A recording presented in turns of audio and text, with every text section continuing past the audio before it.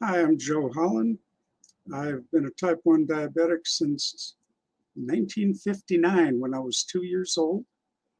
And in 2017, I picked up a foot infection and ultimately ended up having part of my foot cut off.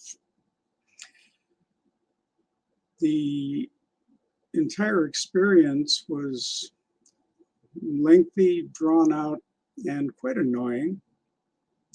I was unaware for about a year that I had an infection.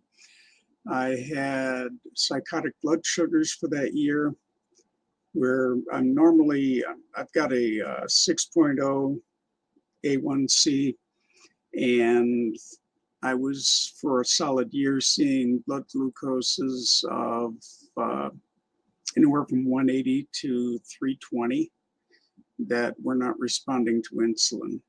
And I was taking a whole lot more insulin. I'm usually in the 50 to 70 units per day range, and I was up to 250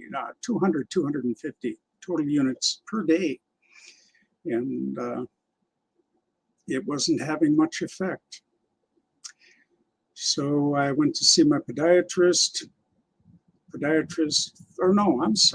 I saw the podiatrist, I had no pain in my foot until one day at work, I couldn't stand to take the weight off my foot. When I would lift my foot off the floor, it felt like somebody was peeling the sole off of my foot.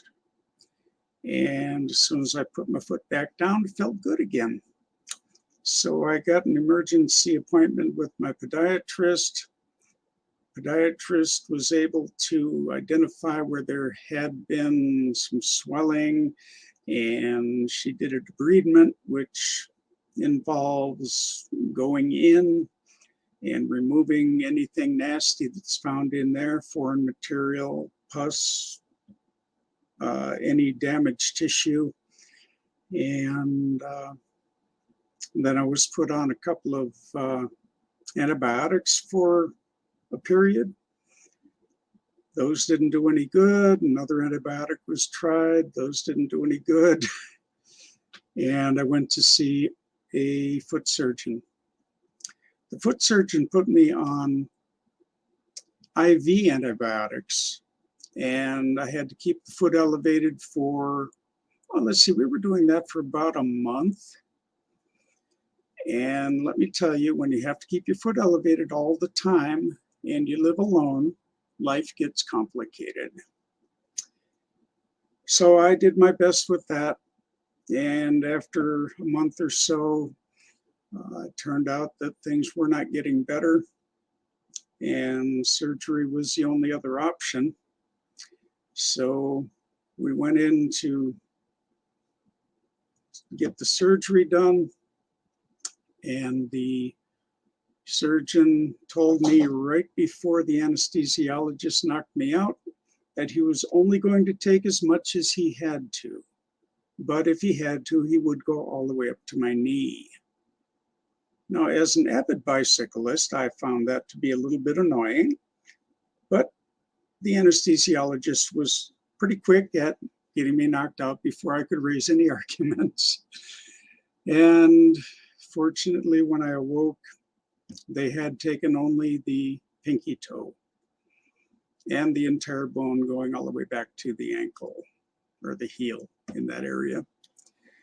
I had a gaping wound along the side of my foot that I was on antibiotics again, IV style, for another 6 weeks, keeping the foot elevated, waiting for the swelling to go down.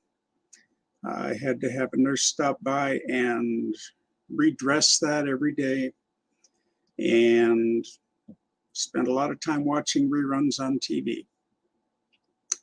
It wasn't fun at all, and I recommend avoiding it if you can.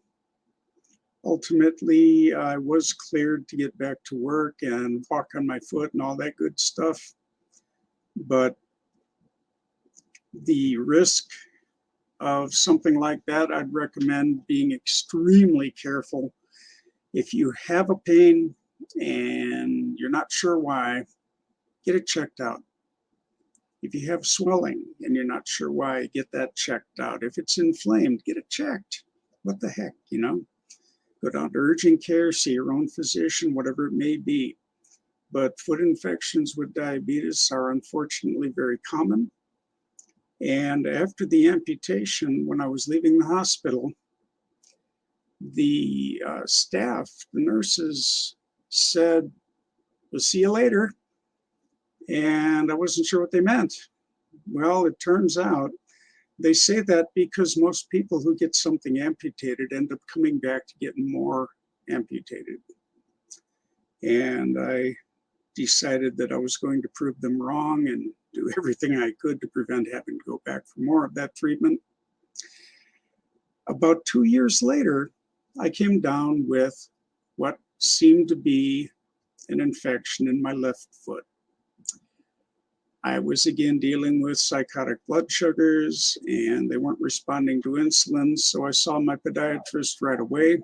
Podiatrist found that there was something I had stepped on. It had made a little wound, and it was infected. She was able to debride that, treat it topically, put me on antibiotics for about 10 days, and the problem was fixed without having to go in for surgery, without having to do IV antibiotics. So catch it early and fix it early, and you won't have to get something chopped off.